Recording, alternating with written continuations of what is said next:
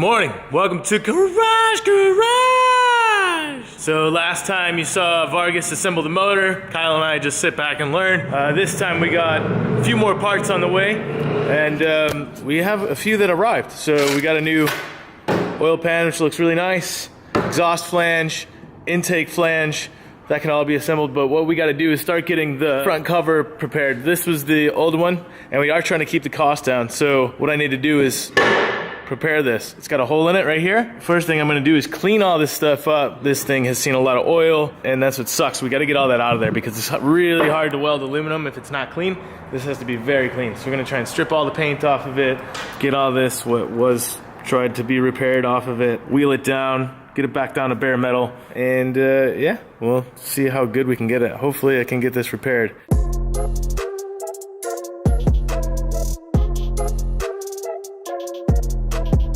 Alright, so I got it pretty well cleaned up. I ground that down to make it a little bit more smooth. Aluminum has to be very clean to weld, especially this cast aluminum. It's a ferrous metal, so it just soaks in all that oil and all the other crap, and that stuff will come out when you try and weld. Aluminum, you're welding alternating current, so it's pushing in and pulling out, and it just wicks everything back out of it, and it'll screw up your weld. This is kind of a crucial thing that we have to have, so it has to be a good weld. I'm just gonna continue on and give you a little lesson on TIG welding cast aluminum. So first things first, have the right gas, just straight argon, and then I got it set up on TIG aluminum.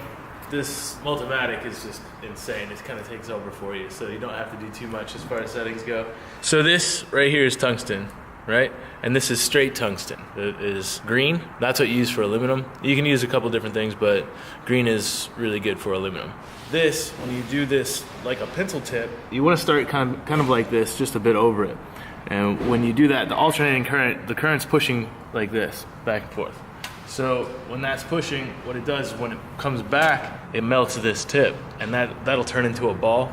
And you want a real nice ball tip for aluminum. That's kind of what makes it a nice weld. This is where all the heat and stuff is coming from.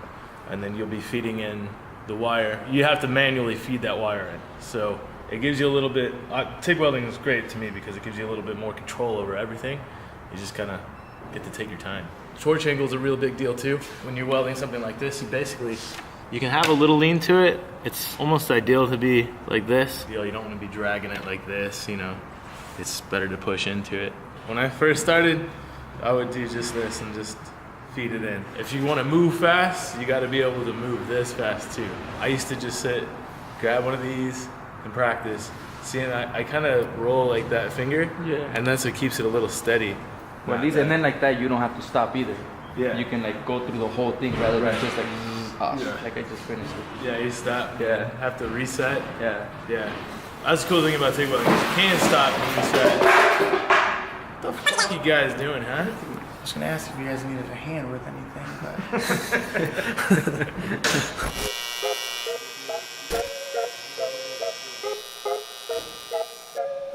but. I contaminated it because I screwed up. The aluminum bent up and I touched it. So if this touches the material, you're kind of screwed. So this has to be really clean. Like I said, if you want a clean break, I always just kind of do something like this. So, tungsten's a really hard material, so you can just break it like that. Clean off, and then you use this. It's one of the hardest metals that there is. That's why it can take all the heat and it won't melt, but it takes a little while to grind it down. Normally before I do something like this, I'll grind like 4 or 5 tungsten. You screw up sometimes, you screw up, so you're already prepared. You don't have to stop welding, it's just a big project. Sharp boy, that'll go right through you.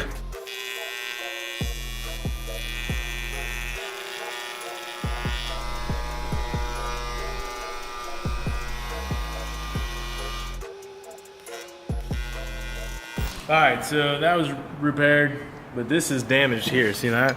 Apparently that's an oil line. For speaking of Vargas, I don't really fix that, so what we're gonna do is put a -10 line on it. Take this bad boy, grind it down a little bit, weld it on.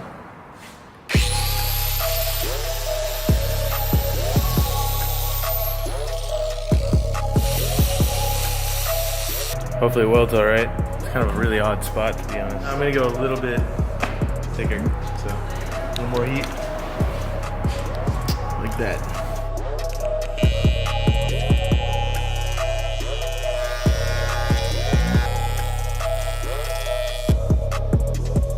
Looks like garbage, but it's one piece. It will work. Front cover is fixed. Dash 10 oil line is on. We can paint that, but it's really hot. We got tickets to a hockey game tonight, so we're out of here. We'll see you tomorrow.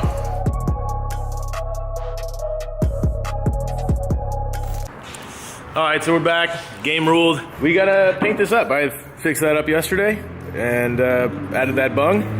So now I just wanna scuff this thing up, paint it, get it looking nice. We're waiting on Vargas. He should show up in just a little bit so we can assemble it, but I wanna have everything prepared before he gets here.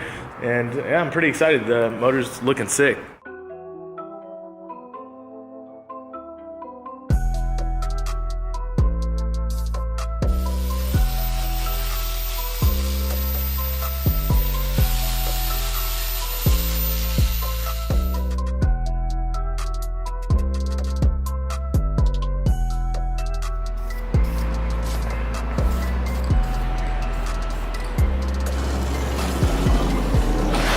How do you make cars drive?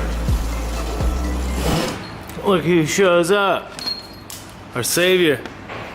What you got going on? My end-play tool. In-play tool? So and I saw you just clean this stuff up. Yeah, and just for the gasket, we're gonna put the RX-8 front metal gasket on. It's a steel gasket, so you have to use the cork style, which is like a pain in the ass to take Yeah, off. like you just did. Yeah. So just use the metal one, and it also is not just the front cover gasket, it's also the water pump housing gasket. Oh, really? Yeah, the holes surprisingly match up. All the way from the older 80s to like the actual 2004, they're still the same holes. Mm-hmm. And also all the components for the end plate. End plate is basically like how much movement the engine has, like forward and back. That's quite a bit. Well, right, that's because it has nothing in it. Yeah. So you have to put all these in here, like the washer that goes in the counterweight, and then the bearings, the counter right on the engine. You change all that and just make sure it's within end plate, the correct end plate. After that, then you can actually close the front of the engine and you're technically done. Yeah. So this is for everything, the counterweight, and then you got the oil pump and all that stuff, Yeah. and then that's it. Yeah. But I just set the end plate with the gauge. I just put it here. And then just adjust the end plate to its correct. That's pretty sweet. And go from there. So that's just measuring the end play, moving back and forth. So Then you just adjust it. It will just measure how much it's moving. It's not gonna move that much, but it'll just measure a tiny bit. really little increment. So first you put your truss plate, and then you put the washer, and then goes the bearing. And after that, you put this guy right here. Does that have to be lubricated enough? And you add the other bearing. So this just retains everything, Yeah. and then you torque that all down. I always took it once I'm done checking it, because it might have to come off. Clearances multiple times.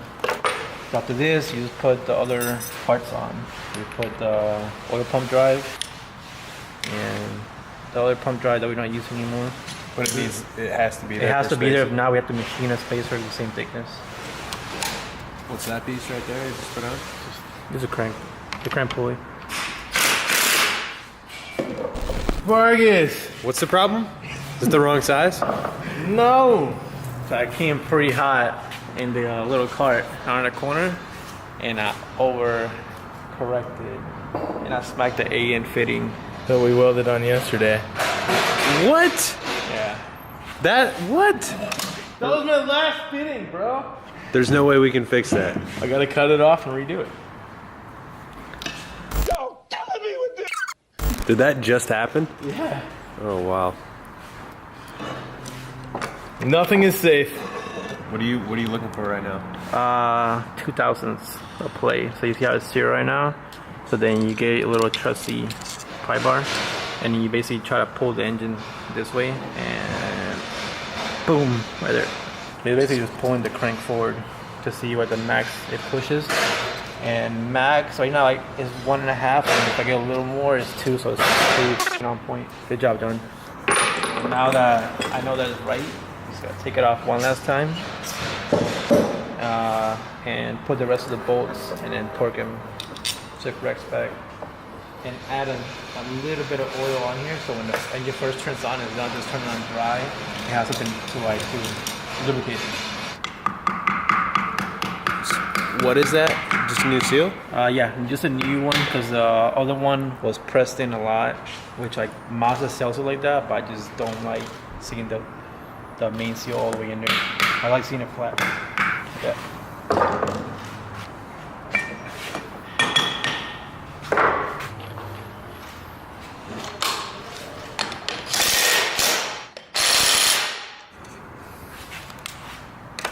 That's it. After this, you have to just put the clutch you're gonna run with the mystery transmission you guys are gonna run, and it's done.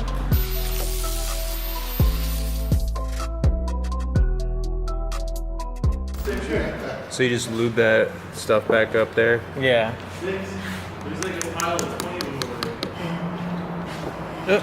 A little too much.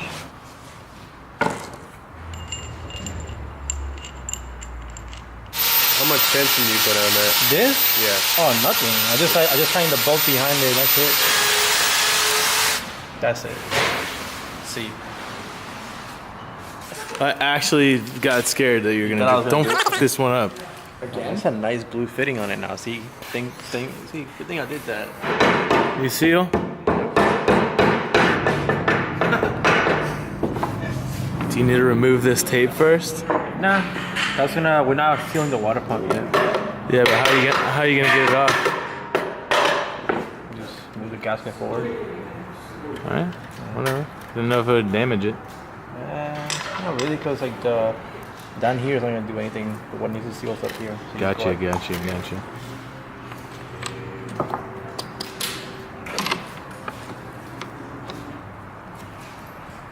And now you have a 13B. No, we don't.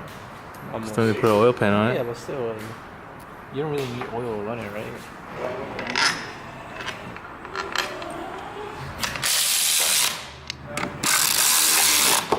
Well, front case is somewhat on. Looks like we're missing a little bit of hardware, and that doesn't fit completely correct.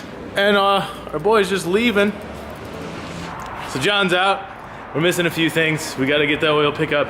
We got to get the water neck. So next time that will be assembled, it will be in, so we can start on the exhaust and we can start on the intake.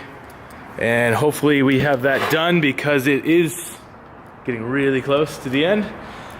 Our suspension is on the way. Body kit is on the way. So catch us next time.